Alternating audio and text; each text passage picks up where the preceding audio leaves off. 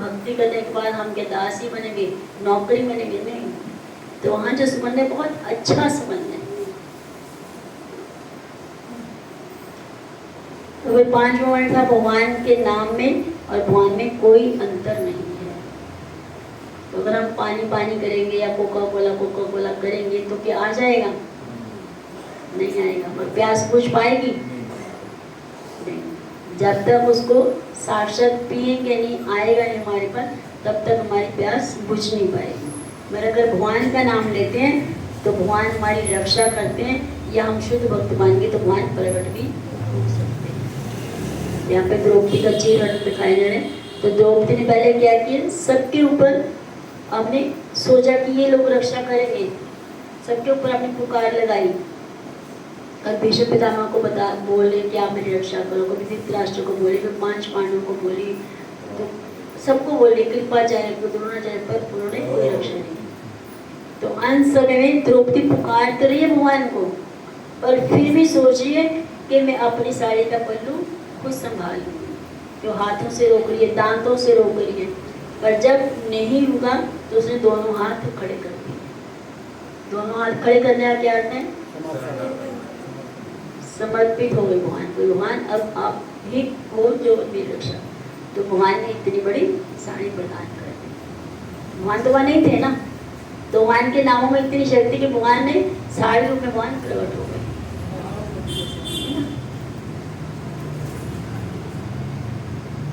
तो यहाँ पे हनुमान जी दिखा रहे हैं। तो जब हनुमान जी पत्थर गिरा रहे थे पुल बनाने के लिए, तो सब पे राम राम लिखकर पत्थर गिरा रहे थे समुद्र में, तो सब पत्थर तैर रहे थे। तो वहाँ राम ने पत्थर उठाया और छोड़ दिया, वो पत्थर डूब गया। तो वहाँ राम कहते हैं हनुमान को, अरे मेरा पत्थर तो डूब गया, तुम्हारे तो तैर रहे हैं। तो हनुमान कहते हैं, वहाँ राम जिसने आपको ही आपने जिसको छोड़ दिया वो डूबेगा ही ना। तो हम तो नाम लिख कर, आपका नाम आपसे बड़ा है, तो हम तो आपका नाम लिख कर देखो छोड़े तो पत्थर तैर रहे हैं। पर जिस पत्थर को आपने छोड़ दिया, भगवान ने छोड़ दिया, वो क्या कह रहे हैं? वो तो डूबा डुबाएंगे। इसमें दोनों चीजों को कंपैरिजन करें कि भगवान ने पत्थर पानी में फेंका और हनुमान जी ने फेंका। हनुमान ने भगवान के नाम के साथ फेंका और भगवान ने अपने हाथ से छोड़ दिया। यहाँ पे कौन है? जामिल। जामिल की स्टोरी सबने सुनी है कि नहीं? नहीं। तो अजामिल जो था एक ब्राह्मण कुल का था।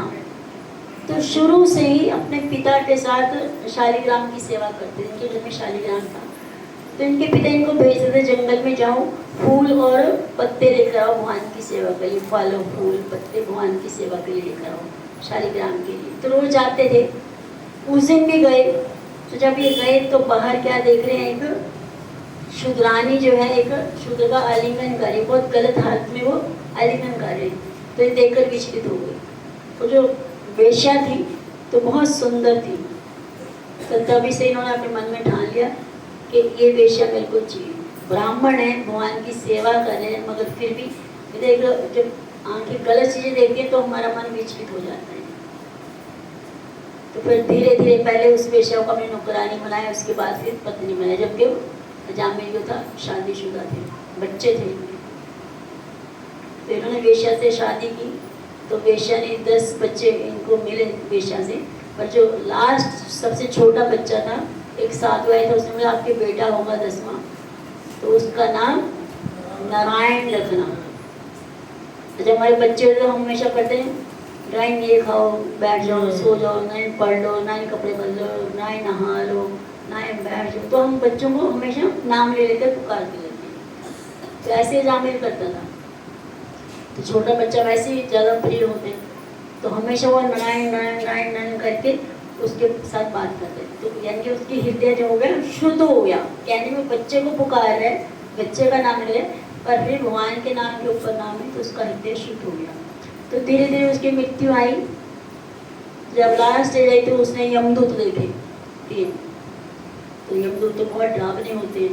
तो जैसे यमदूत देखे उसने, तो उसने जोर से चिल्लाया, नारायण बचाओ। तो किसको पुकारा? बेटे को।